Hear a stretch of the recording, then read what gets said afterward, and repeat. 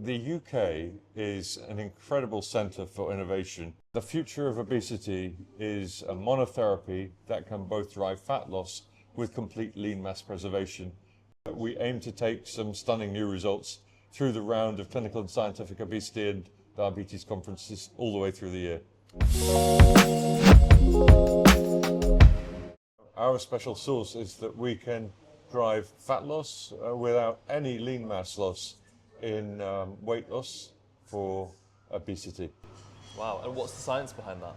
We originally licensed and then assigned technology spun out of the University of Exeter.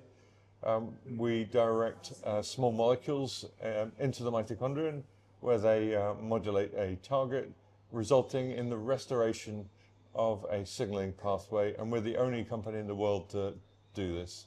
What sets apart your company from others operating in the metabolic space?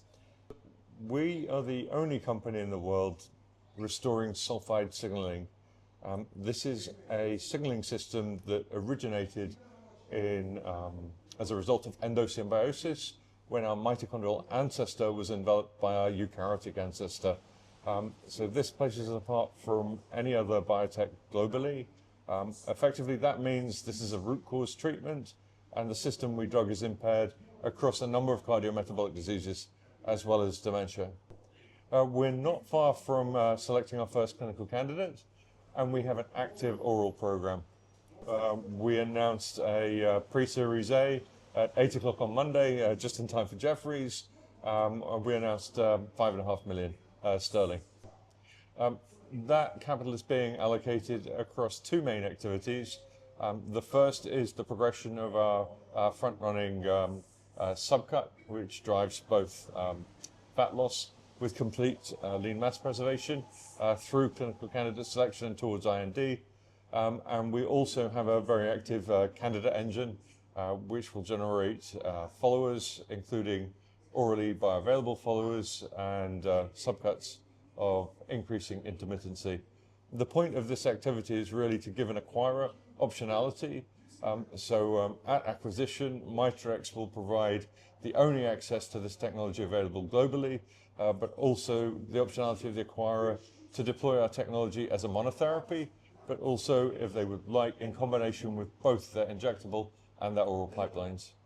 So what do you see as the roadmap over the next year?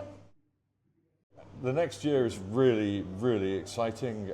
We've already met every one of the top 10 obesity pharma. We'll be re-engaging with them here and also at JPM in San Francisco. We will announce some new results in Q1, and we will progress through clinical candidate selection later in 26.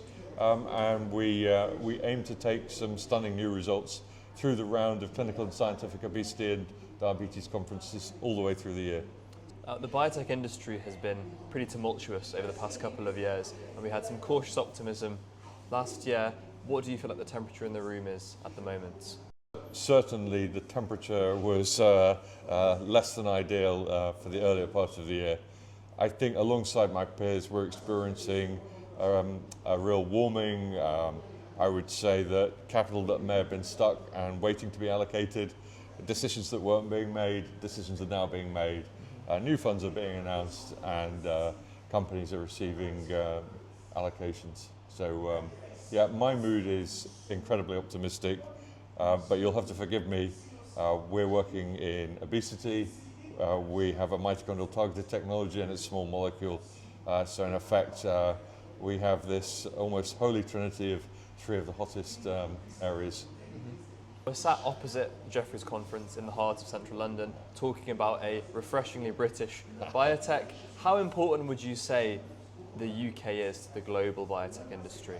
The UK is an incredible centre for innovation. I think in the past, maybe 20 years ago, we didn't have the level of experience in entrepreneurship that we now have, and we certainly hadn't seen the sorts of returns needed to drive capital recycling. I think that the engine is warming up, the engine is heating up, and we can see that you can both draw on experienced entrepreneurs and people who've been there and done that there have been significant exits over the last couple of years which are driving capital recycling. And so I think the viability of the sector as a whole has increased. Maybe the pandemic did us a favor. We're all on Zoom, and like my team and my investor base now is international, and effectively then the perhaps relative lack of experience of the UK as a biotech sector versus the US doesn't have to hamper us as we move forward. Fantastic, John. Amazing insights. Thank you so much for your time. Thank you.